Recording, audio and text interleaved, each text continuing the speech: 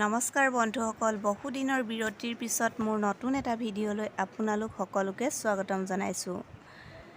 বৰ্তমান মই মিঠুৰ বৰ্তাকৰ ঘৰত আছোঁ, কিয়নো চুতীয়া জাতি যুৱ সন্মিলন অসম কেন্দ্ৰীয় সমিতিৰ উদ্যোগত বিশেষ অভিনন্দন ও সম্বৰ্ধনা অনুষ্ঠান এটা অনুষ্ঠিত হৈছে।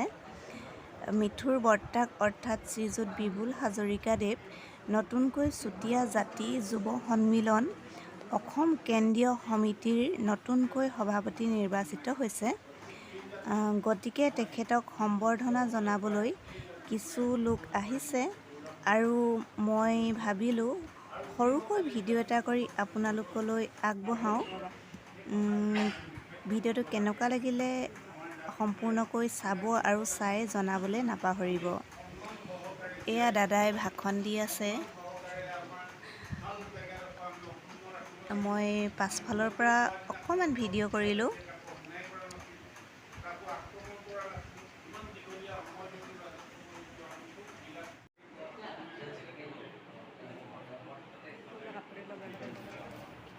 এয়া উপস্থিত ৰাইজ।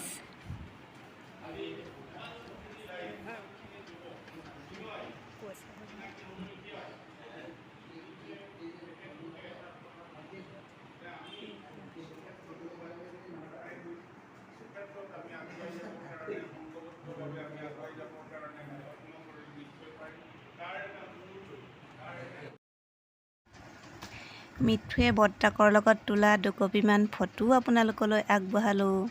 ভিডিঅ'টো সম্পূৰ্ণকৈ চোৱাৰ বাবে বহুত বহুত ধন্যবাদ।